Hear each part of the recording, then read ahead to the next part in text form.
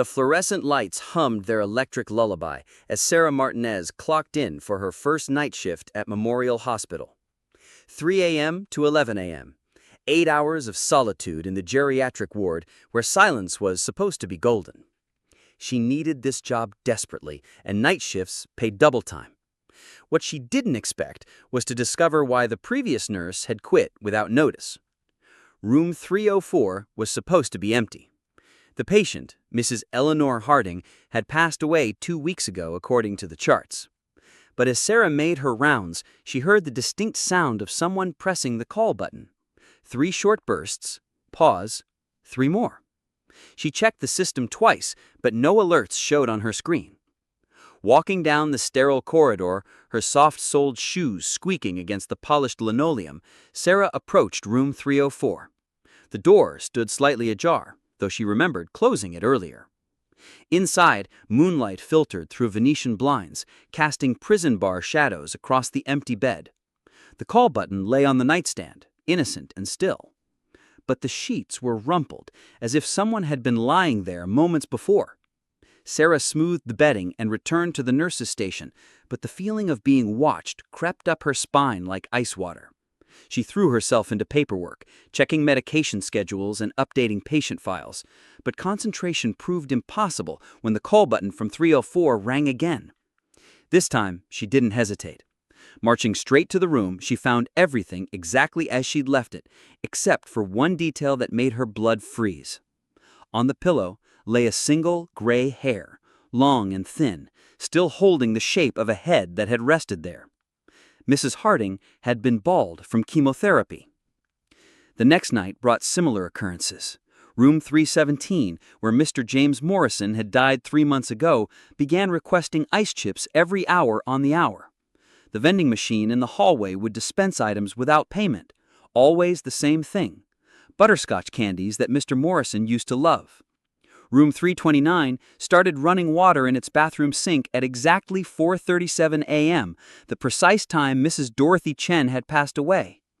Sarah began researching the ward's history during her breaks. What she discovered in the hospital archives chilled her more than any midnight call button. Memorial Hospital's Wing C had experienced an unusually high number of deaths over the past 5 years.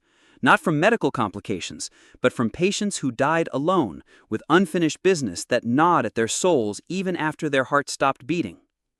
Mrs. Harding had been waiting for her estranged daughter to visit. The daughter never came, not even for the funeral. Mr. Morrison had hidden a love letter to his wife in his bedside drawer, professing feelings he'd never spoken aloud in 50 years of marriage. The letter was thrown away with his belongings. Mrs. Chen had been clutching a phone number written on a scrap of paper when she died, trying to contact a childhood friend to apologize for a decades-old betrayal. The nurses couldn't read her handwriting, so the call was never made. Each ghost was trapped by something left undone, some crucial piece of their humanity that death had interrupted. And they sensed that Sarah, unlike the other nurses who rushed through their duties, actually cared about the patients as people, rather than medical cases. On her 7th night, Sarah decided to help them. She started with Mrs. Harding, researching public records until she found the daughter's address. She wrote a letter explaining that her mother's final words had been expressions of love and forgiveness, which wasn't entirely true, but felt like something Mrs. Harding would have wanted to say. For Mr. Morrison, she carefully copied his hidden love letter and mailed it to his widow, claiming she had found it among his effects and thought she should have it. Mrs. Chen's phone number proved harder to decipher, but Sarah spent hours working through possible combinations until she reached an elderly woman who broke down crying when she heard Mrs. Chen's name. The apology was delivered 40 years late, but apparently not too late to matter. One by one, the call buttons stopped ringing. The rooms grew quiet.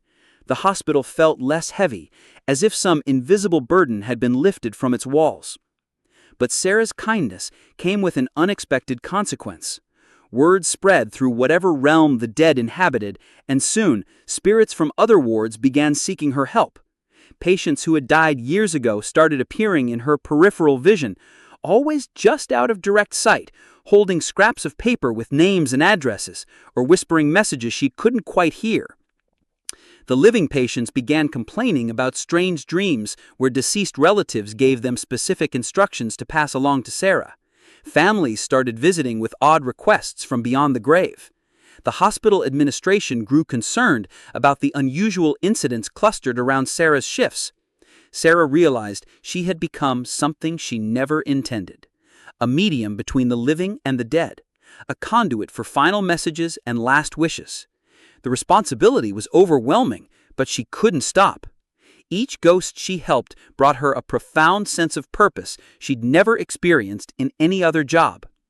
The truth was, Sarah had her own unfinished business. Her father had died suddenly when she was 17, and their last conversation had been a bitter argument about her future. She'd carried that guilt for 12 years, wondering if he knew she loved him despite their harsh words. Late one night, while helping the spirit of a young man deliver a message to his mother, Sarah felt a familiar presence behind her.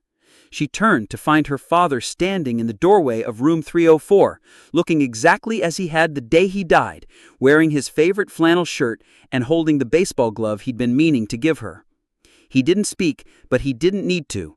The love in his eyes said everything that their final argument had prevented him from expressing.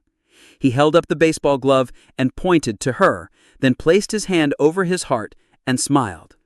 The message was clear. He was proud of who she'd become, proud of the compassion she showed to others, proud that she'd found a way to heal not just the living, but the dead who couldn't rest. As dawn approached, her father's image began to fade, but not before he mouthed 3 words that Sarah had waited 12 years to hear: "I love you." Sarah continued working the night shift at Memorial Hospital, but now she understood her true calling. She wasn't just a nurse caring for the living. She was a guardian of last words, a keeper of final messages, a bridge between worlds for those whose love transcended death itself. The dead patients never left Memorial Hospital, but thanks to Sarah, they finally found peace.